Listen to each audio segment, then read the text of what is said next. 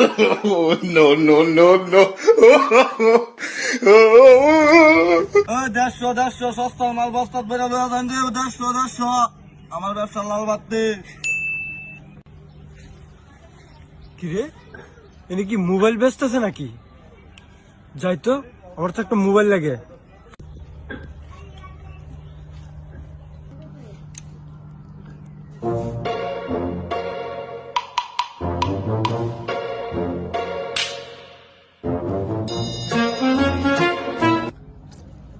কি ভাই মোবাইল লাগবো নাকি একটা?